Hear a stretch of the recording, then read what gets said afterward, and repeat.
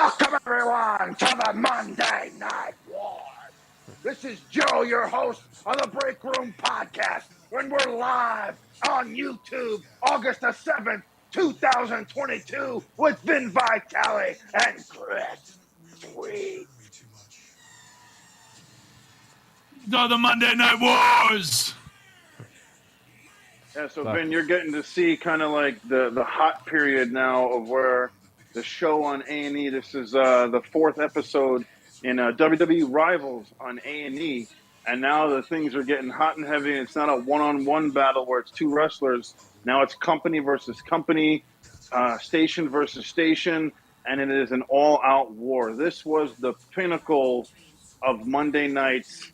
Being a kid in the 1990s, I lost so much sleep. Tuesdays going into school was the worst fucking day of the week. I was tired every goddamn Tuesday because I would want to watch Raw, and because Nitro went on first, and once Raw was over, you get to watch a replay of Nitro, which would stay on from like 2 o'clock in the morning. So I'd stay up till 2 or 3 o'clock in the morning, make sure I didn't miss anything. So I would have like no sleep. You had to get up 7, 8 o'clock in the morning to go to school the next day. So yeah, the Monday Night Wars, the best time in wrestling by far, but it fucking destroyed me as a student in high school. It was horrible. But Sweet, what are your some of your memories about that? Dude, I was in elementary school when that was all going down. I mean, this is what started you up into wrestling, though, right? I mean, I watched before. I got started with like Shotgun Saturday or something like that. Well, Chris, you're the youngest of your brothers and your family, right? So Right. You had like older brothers. Well, my brothers, my brother, especially my brother Mike, all of his friends would come over. It was like a big event. His friends would come over. It was like all the guys, and they were the older kids, so they were cool. And we just it's late. dark. It's just darkness. The TV is illuminating the room. It was like it wasn't this perfect crystal clear, crisp image that you have nowadays. It was like a fogginess and a graininess, with the older TVs that we had, and that made it better. I feel like now everything is so HD that you can tell it's a production, and you can tell it's like, for lack of better words, fake. But back in the day when it had that crispiness to it, that smoky room, it was just such a badass. You could smoke era. cigarettes in the building back in those days too. By the way, you could literally yeah. There was no not in the 90s. You couldn't. No. Right. I don't know when they did away with that. I remember I had like a 32 You could do it in the 90s 90s. TV. I had a 32-inch, and that was like, unless you had one of the new Sonys and like the projection or something, if you had like a 32, 36-inch fucking tube TV, you were like, set. Yeah. Well, That so thing weighed like 600 pounds. I also want to say I didn't watch WCW. I was strictly So loyal. a Chris is so WWF loyal. fan. Well, Vince because McMahon should be cutting Chris it's checks. not even Vince, man. It's Stone Cold. It's The Rock. It's all those guys. Foley, Yeah. Triple H, and that was it. You could see from this documentary they were trying to kill WWF, and I didn't want to. We were all very aware what we were taking part in was a ratings war. Like the fans were like, "Oh, did you hear the ratings for Raw were higher?" We were participating in it at the time, and I did not want to give any numbers to those fucking pricks. And nowadays, though, I still haven't really sat through and watched WCW, but I've been doing Eric Bischoff's podcast, and they'll go back and do watch-alongs to old episodes, and it's pretty cool. I get that. I have that WCW experience, but I didn't watch it at the time. I mean, I've seen every episode of Nitro since the first one. So you were flipping the channels. Since the first Were you one. back and forth? You absolutely. You were flipping the channels 100%. You got to think Nitro set the stage with the first episode that you saw when they had Lex Luger debut on their show. The night before, Lex Luger wrestled a house show for the WWF. And one night later, he's on Nitro on a debuting show that's competing for a time slot with Monday Night Raw. So that really set the tone for what kind of show Nitro was going to be. And later on in the 90s, you would have nothing but shock TV. Like everything was like shock TV. It was a shock to see who would show up on Raw. It was a shock to see who would jump ship and show up on Nitro. When Scott Hall showed up and it's like Razor Ramon is on Nitro, like what is he doing? Is he invading? Is he still with the WWF? And then they formed the NWO, and Hulk Hogan kind of just transcended everything. And that was part of the culture in that era. It was all about shock, like Maury, Jerry Springer, South Park, just all that. The culture then was very shock value, shock jockey, shock. Yeah. It was also a very competitive environment. Like everything was super, super competitive in the '90s, from sports to even like hip hop music, where you had the East Coast, West Coast thing going on with Biggie and Tupac. I mean, everything was super competitive over your dollar, over the viewer. We didn't really have social media back then, so everything was television. TV was king, as they say back then. So it was just a time that we'll never have back. It was a time that I have a fond memory of. And just everything was like cool back then. Like you can wear a T-shirt to school and it could say Austin 316 and you would immediately have some friends.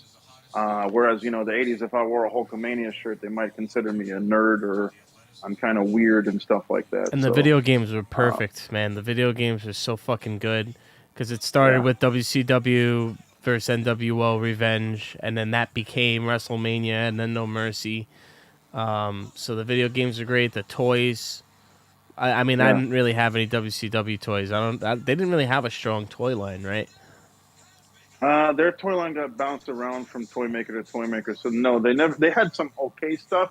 Like earlier on in the early '90s, like the Macho Man figure that I got, those big stiff ones. That was kind of like a ripoff of the original WWF LJN line. So WCW kind of figured, how the wrestling fan thinks. It's like, oh, they're used to like these big rubber wrestlers, and now that we have like two of their biggest stars, Hulk Hogan and Macho Man, let's bring out a toy line like they did in the '80s with the rubber wrestlers, which was really successful. The LJN wrestling superstars that the WWF had at the time. So, WCW's second toy line was those big rubber wrestlers. Their first one was like these small kind of PVC little wrestlers that didn't move. They didn't have joints. They're just kind of like little statues. But yeah, there you go. San Francisco Toy Makers. Is that right? Is that what it says on there?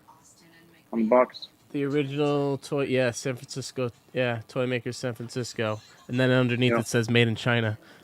Yeah. Is it San Francisco China. Or is it China? Which one is it? Yeah, this is something. Who's on the back of this box, Joe? You'd laugh at some of these. Actually, Big Boss Man is on the back as Big Bubba Rogers. Big Bubba Rogers, probably Alex Wright, Ric Flair, Triple H and William Regal are next to each other as the Blue Bloods. That's not Triple H. Did you say Bubba? You said Bubba. I was thinking of Bubba Ray from Dudley Boyz. What's his name? So I actually saw a thing where he was talking about Bret Hart. I'm sorry, no, he was talking about Shawn Michaels like stealing his move. You ever hear this? Who's this? So Bubba Dudley was on. I saw it on one of the socials, TikTok probably. And yeah, I gotta remember now. I'm gonna have to look this up and send you guys a clip because he's saying like. Fuck, man! I'll get it to you guys because now I feel like I'm stirring. I'm sure if it's Bubba Ray Dudley, he's meant it in a joking way. Okay, yeah. Bubba Ray Dudley. Maybe I just caught it. He's great though. Oh, there he is right there. Actually, it's funny enough he just popped up. So what I'm catching from all of this, my novice observation is like. They kicked off a real fucking corporate battle. This was about money and dollars. So, at the end of the day, it's about business. And Ted Turner's idea was, I'm going to fucking smother Vince McMahon. And, everybody seems, Kevin Nash, Hogan, apparently they're in a meeting. And it's basically spoken out loud. The whole idea is like, oh, we're going to put Vince McMahon out of business. And they're all like... I don't know if you know Vince McMahon, but like he's not in this for whatever Ted Turner's in this for or Bischoff's even in this for. This is like his life. He's going to dedicate every ounce of himself to fucking make his brand the best brand. And he even was willing to turn himself into the biggest heel his company will ever see to make sure that his company was successful. So They didn't really acknowledge WCW too much. I mean, the only time that they really did it was when DX invaded WCW, and that was like fucking cool. But apart from that, I feel like that's how they've always kind of been. They wouldn't acknowledge them too much. Well, they started the show. Yeah, well, at first they started the show, and Vince was doing spoofs. Yes, he was doing the Billionaire Ted and Macho Man. Yeah. Macho Man. And it backfired. Yes, yeah, exactly. That's exactly what they said. It wasn't a good look. Fans of Hogan, of Macho, were gonna first be like, "Well, fuck you, man. Like, I can go watch them over here." They weren't loyal to the brand; they were loyal to the wrestler, similar to how I guess people are loyal to LeBron, or if Michael left the Bulls back in the day, they would have been loyal to Michael. So it's almost like the athlete was the draw, and they weren't gonna. The fans were not going to just capitulate and be like, oh, yeah, he sucks now because I like this. And it comes down to what's better, what's appealing, and you guys nailed it. This whole, like, go fuck yourself, 90s, late 90s, like, very, like, stick it up your ass, we don't like you, we don't care. That was, like, a very American attitude. And it looks like, too, like, Shawn Michaels, Mike Tyson, and Stone Cold were the three things, or whatever, the components that they used to, like, launch the next era, aside from D-Generation X. It looks like Triple H, Shawn Michaels were the... multi-pronged thing. It was Foley winning the belt and them spoiling it live, and then everybody changing the channel to see it happen. Someone's got a sign. It just says, I love steroids. just to kind of put some context in there, Monday Nitro won 83 weeks in a row in the ratings. So they won 80. It's almost 2 years. They won 83 consecutive weeks without a week being off. It was mostly because of NWO and Goldberg. And Sting. Sting too. Triple H. Triple H said, he's like, when Austin came in, they were standing on the curtain together, and they were in a like 25% capacity crowd. There was like 500 people in this crowd. And he says, Austin turned to me and said, hey, do you think it'll ever be the way it was back in the 80s? You know, like, you think it'll ever be as good as it was? And there was, I'm sure, a lot of doubt going around that company, you know, the WWF at the time. Like, how are we really going to survive this shit if Ted Turner... I mean, to be honest, if you're a wrestler, if you're one of these guys, Kevin Nash, whoever, Razor Ramon, and they said it in the beginning, they were paying contracts for 50% of the dates. Like, you didn't have to work as hard, work as long, and you were getting double the money. Yeah. So I understand loyalty, but Ted Turner's a billionaire. He's got fucking all this new money coming in. And he's just like, yeah, we're just going to... You can't blame these guys for fucking going and doing this, you know? I think all in all, it was better for the business to create the competition. Because if it was. Competition breeds success. There's, you know, one of the main, I think he's a WWE executive, said, like, it brings out the best, and competition brings out the best, and it brings out the worst. So you saw, like, really, they were getting down and dirty. They were willing to, I saw Gold Dust licking the rope, you know, like, things were getting crazy. What's ironic about the whole Monday Night Wars is this, well, there's other stars, but like the main stars of the show, Hall, Nash, Hogan, and Macho, were WWF guys. Right. Hall and Nash kind of had like a mediocre career in the early 1990s in WCW, where they would kind of rotate and try different Diamond gimmicks. Stud and Vinny Vegas. Yeah, and they really didn't resonate with the fans. So when Vince got a hold of Kevin Nash and Hall, and he turned them into Razor Ramon and Diesel, that was their first time as actually becoming a superstar. They became mega stars in the WWF, and they got a huge name.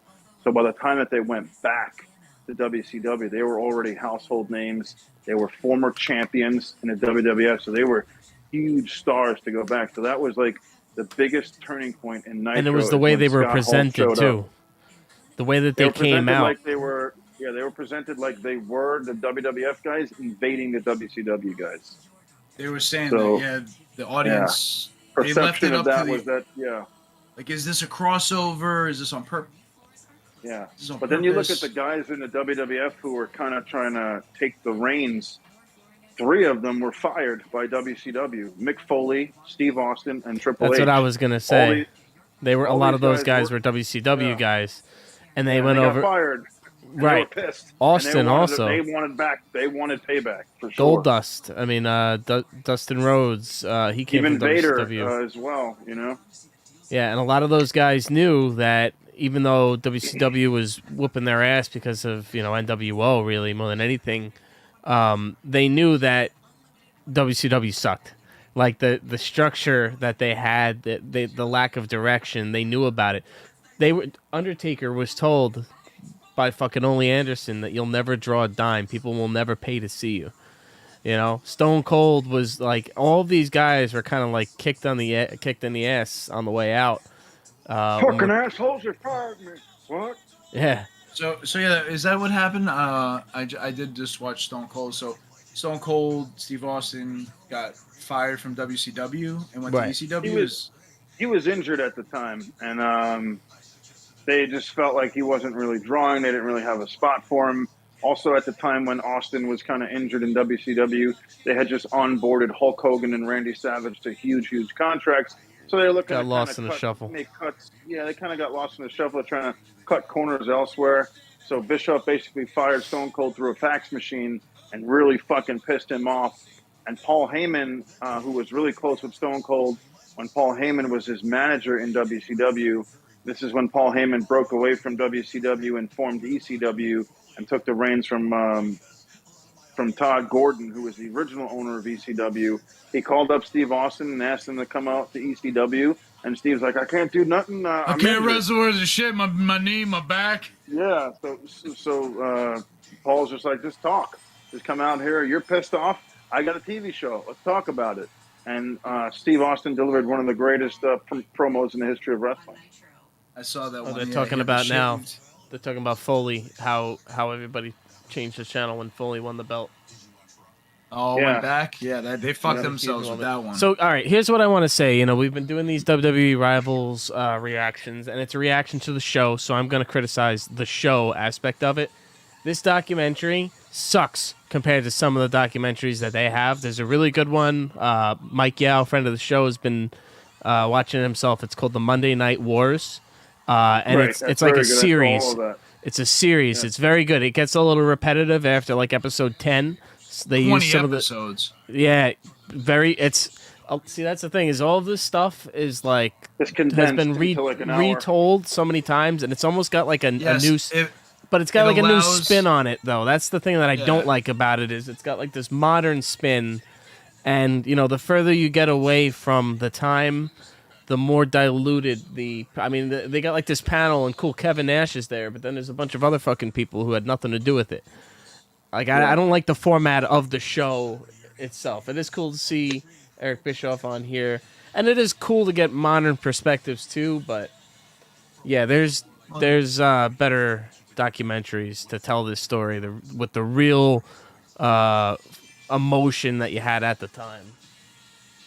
From my perspective, I have work fucking 40 plus hours a week. I got this and that. Very challenging. So this is perfect for me because it really it gets down to the nitty gritty. It gives me perspective because we've talked a shitload about the things that have kind of surrounded this. There's a reason why this is on A&E and it's not on like Peacock, because they already have everything that you could possibly want to watch on Peacock. And the diehard wrestling fan probably seen this 10 times already. So this is an audience that caters to someone like you. And that's okay. That's and a the good long thing. idea is, hey, give it to them for free, and then they'll go fucking subscribe to Peacock like Mike, and then they'll really go in, and then hopefully we'll get caught up.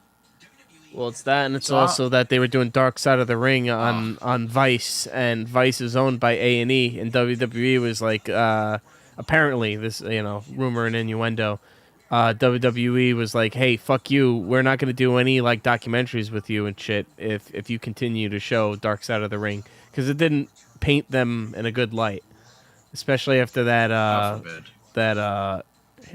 what was it called, the plane ride from hell. You're talking about everything with Ric Flair. Nature Boy? Yeah. So there hasn't been another season of the show since then.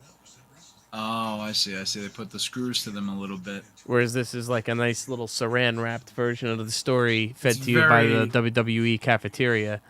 Yes. I mean, regardless of whether these shows are repetitive or not, they've actually given us a platform to kind of talk about it. And we've had multiple episodes, and they've actually been pretty successful on our channel in comparison to some of the other stuff. So I'm kind of happy that, they're kind of rehashing it. It's good to have material. Some of this stuff, but yeah, it's an excuse for us to kind of connect and talk about nostalgia, and that's what this show is all about. The Break Room Podcast is tapping into your nostalgia and kind of looking back of how things kind of used to be and shit that you used to enjoy, and kind of, going on toy hunts for fucking wrestling figures that you first had, like the toy you have in front of you, Chris. Like that's what it's all about. Speaking of, some comments we have. So from Hells, of course, friend of the show, he says, I was strictly a WCW guy, and my mind was and will forever be blown when that WWF logo came across the screen on TNT that night. Out of nowhere, all the storylines were cut without notice or resolve. The simulcast was historic. Yeah. I don't know if you know what he's talking about, Vin, but it was Monday night, Monday Night Wars. There were always one show on each channel. Or two shows on each channel, and it started, and it was two different channels showing the same thing, and it was Vince McMahon in the ring, pretty much going, "That's right, God damn it, I bought it." WCW is dead. It looks like it is reaching that point in the story now. They're talking about Ted Turner, because there's a lot of behind the scenes, business bullshit, and it looks like AOL is acquiring Time Warner. And AOL, being a big internet company at the time, acquiring this cable company and this big merger, they're like, we want nothing to do with fucking wrestling. We don't give a shit about it. It's dirty. That was a downfall for WCW. Because when Ted Turner was pushed out. Ted Turner was kind of pushed to the side. AOL kind of came in, and they wanted this family-friendly kind of show. And that was the exact opposite of what culture was like in the 90s. And that was for damn sure the opposite of what Monday Night Raw was. Monday Night Raw was pushing the envelope every single night. When WCW was put on the script, they had kind of like restrictions on, they couldn't say certain things. So that really shifted the audience towards, the edgier, more hip, more up-to-date product that was on Monday Night Raw. Mick Foley bleeding, fucking The Rock talking that was the shit, thing is Stone Cold calling his boss a dickhead. Yeah. WWF was family friendly and geared towards kids and getting cheesy and hokey, and then WCW changed the whole thing, and they were being more gritty, and then that pushed WWF to do it, but then WCW had to stop. They had standards and practices, there's a number of different accounts. The podcasts are really good if you listen to Eric Bischoff, but Eric Bischoff. Great mind. Where does Bret Hart fall into all this? If I could fucking not bring this up, I'm just curious when, in terms of the timeline. So let's say things are changing at the WCW, right? So Bret gets signed. Yeah, so in '97. He gets signed in 1997, but Bret Hart's contract with the WWF was up in 1996, and Bischoff offered him a deal, and he declined the deal, and he signed a 20-year deal with Vince McMahon in 1996. Fast forward a year later, Vince tells Bret that he wants out of it at Madison Square Garden during a house show, and November 9th was the Survivor Series, and then a month later, about December, Bret Hart debuts on Nitro, and he signs his contract with WCW. So he gets caught kind of in the middle, it sounds a little bit.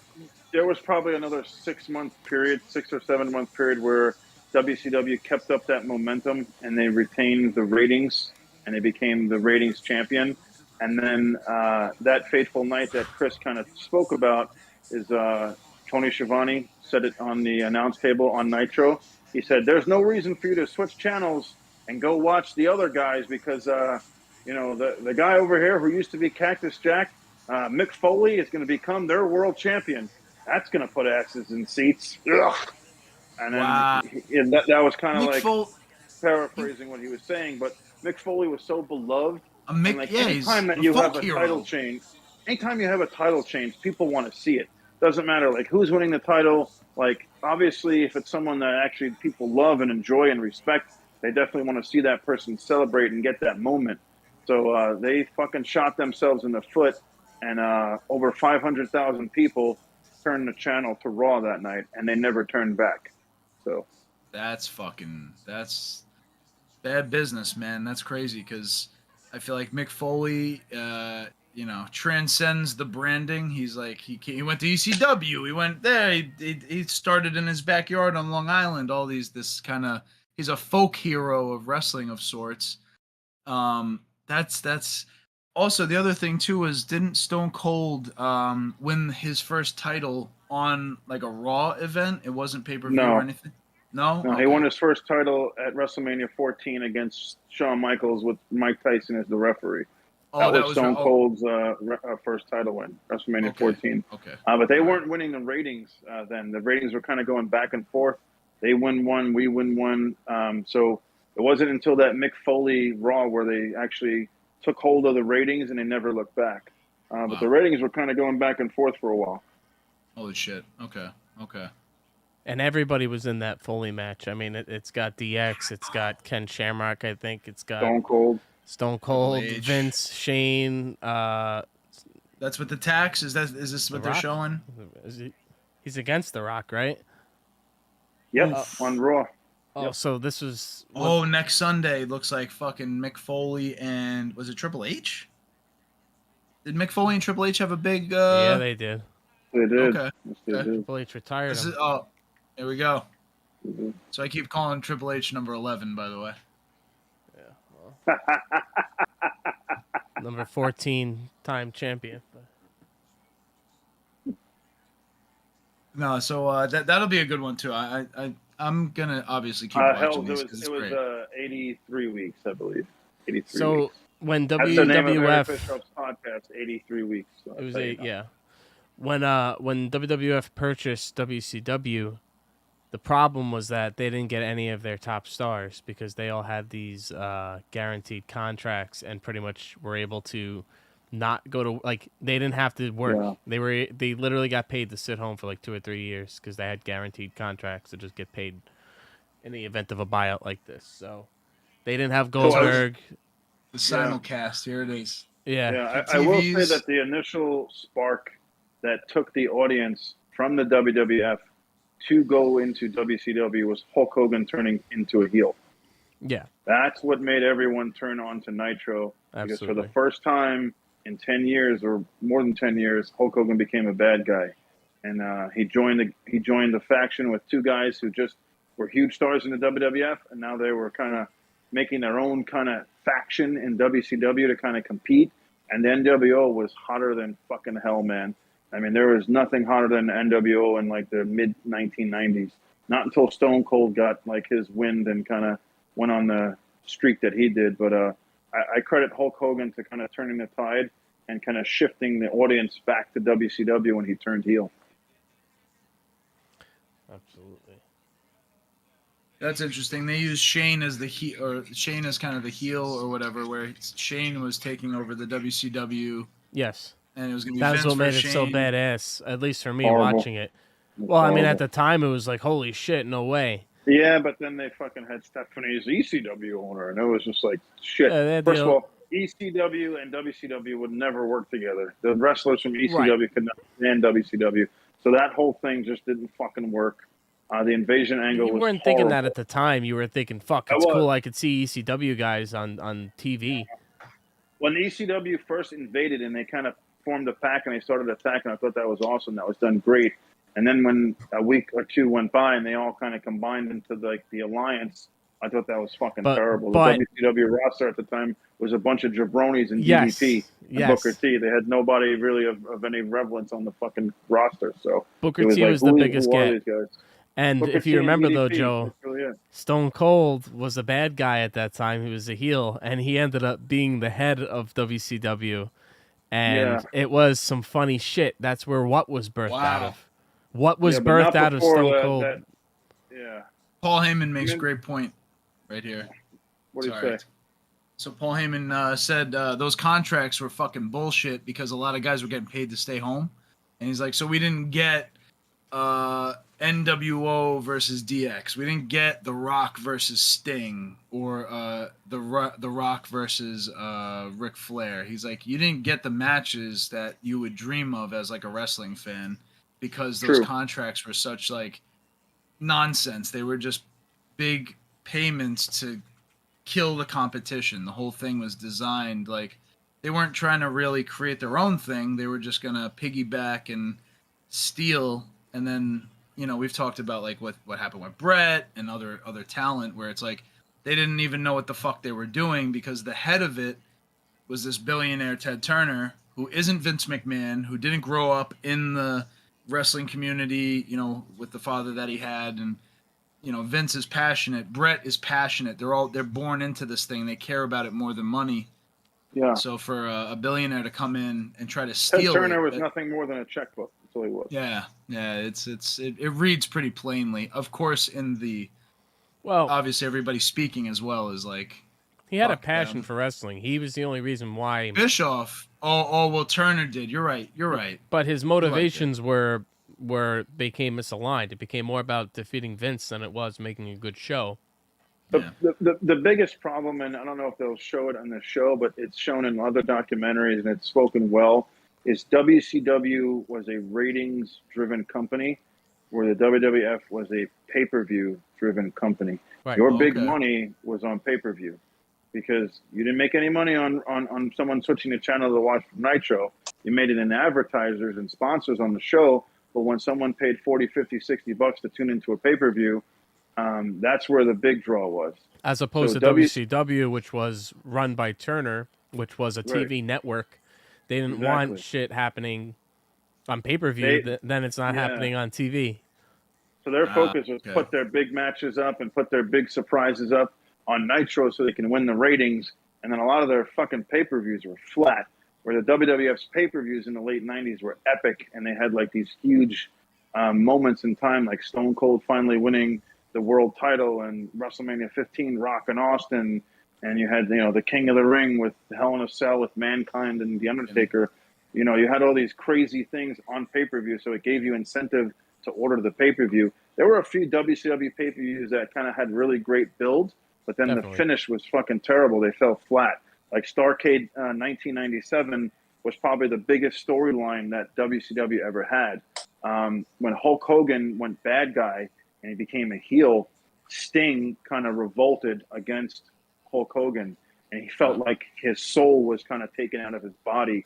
And Sting became very dark and he became very distant. And someone who was very colorful in the 90s, he had black hair now. He put the crow makeup on. He wouldn't talk. He would hang up in the rafters. So Sting became like this ominous object and this figure that would just kind of lurk around the ring, and he would stalk the NWO. So for 2 years, he didn't touch Hulk Hogan. With the bat, with the crow. So he would rappel from the ceiling and come out and help like some of the WCW guys. So they had a great build into Starrcade, which is their version of WrestleMania. And then Hogan finally got to wrestle Sting in the main event for the world title, and the match fucking sucked. So although Sting got the big win at the end, it was a big celebration, it didn't live up to the hype. Is kind of like the WCW's downfall. They had all this hype, but they had no follow-up. They had no follow-through. I want to acknowledge some of the comments. First, what's up, Roman Lens Gonzalez? Welcome. Hey. Appreciate you tuning in there. Hell says that, what did he say here? All these original WWE guys and WCW roster knew Vince would own it one day. They signed contracts guaranteed they could walk in case of a buyout. The alliance didn't make sense, but it was good storytelling. It was cool to see faces and heels team up for a quote-unquote greater cause. Yeah, I mean, at the time, it was, it sucked that we didn't get some of those guys, but you know what? It just made the anticipation build because we did eventually get Goldberg and NWO. That's where I'm actually up to now from rewatching when NWO comes back, and he came back at No Way Out, which is perfect because No Way Out, NWO. Vince McMahon is, I'm going to inject a poison into the WWF. Lethal dose. Lethal, yeah, it was a poison. Yeah. Lethal dose. Yeah. Well, because I mean, and we had Ric Flair already. Actually, Flair was there. CEO. He was like the storyline was Ric Flair was now the WWF CEO. He was like partners with Vince, which was hilarious. Yeah. Oh, dude, when he came out, he's like, "We're partners," and he just started dancing around the ring. He started hugging him, and Vince. He's hugging him and dancing around. Yeah. So good. It was good. In my observation of this episode compared to the others, in the other episodes, the other rivals, you would eventually come to the end of the hour like, okay, there's probably more to this. I think Bret and Shawn, it was like, all right, there's more to this. With this episode, it feels like they just really covered the surface of it, and there seems to be a lot more. There's so much story. There's so many character arcs that are built into this. Well, they took an hour and they try to condense like a decade worth of stuff 10 years. into an Like hour. It's 3 just no way solid to do years. Yeah. And it's good. It gets me interested. So the thing that Mike had been watching, I'm obviously going to pick that up. I got to put it on the list, though, because there's like there's 3 matches I have to watch. There's the Just watch. Joe sent me like 10 watch. fucking YouTubes. I'm like, fuck, I got to watch all this. It's a good binge watch, and you'll actually want to watch it. It's not going to be something that you're like, oh, I got to drag my way through it. It's a good. No, it looks very fucking entertaining. And now that you've watched all this other stuff, it'll actually make more sense. And it'll kind of compel you to kind of keep watching because now you actually have context behind what you're seeing, and they'll dig a lot deeper in these episodic episodes and one episode that's going to tell you everything in an hour. This part, yeah. No, definitely. My point is like, hey, it's a good hour. It's entertaining, and it just leaves you wanting more. So it does exactly what I think it should as a show. Oh wow, that's Lex Luger. They got Lex Luger on this. Yeah, he was on earlier. The biography. Man, that's tough. Yeah, you see your guys. You see you've seen fucking age, dude. Old age just gets to us all. There's no way around it. He went through the mill though. He went through a lot. I heard like a brief summary of I think some of the commercials to this episode, and it seems like Luger was in like fucking bad shape a few times, like addict, alcoholic, the whole 9. That's fucking well, it's good to see that he's here now. He's rocking the Adidas track jacket, by the way. That's pretty fucking funny. That's my signature there. So as we kind of wrap up here, we want to talk about what we have upcoming for our audience later this week. We're going to be talking about fucking Game of Thrones, Song of Ice and Fire, House of the Dragon, whatever the fuck House you want to call it. House of the Dragon's coming! We're going to be talking Westeros. We're going to be talking dragons. All right, we're going to go deep into the lore. We're going to peel back several layers and talk about what we're going to see. We're not going to talk about the last season. We're not going to fucking fixate on how the last fucking season sucked. We're gonna move going past to a that. deep sleep during this time. Joe, you gotta take my. The show is gonna fucking knock your dick off. Dude. You're gonna be in my shoes at that point because I've read the books. I've not to the degree that Chris has. I would never try to compete with Chris, but I was one who watched the first season and I had to know more. So I immediately was like, "Oh, books, let's go." So start reading, start listening. This is. Game of Thrones is the reason I listen to audiobooks. Sorry, I keep doing this because my camera keeps coming out of focus. Yeah, it's not that noticeable. It's not bad? All right, Hells is already asleep. He doesn't want to watch us talk about Game of Thrones. We don't care. This is our show. Yeah. We're going to talk Game of Thrones. Me and Chris love this shit. We would go in. Mondays after Sundays were the best days. So you guys are talking about Monday Night Wars and how, I'm sure on Tuesday you'd be talking at school.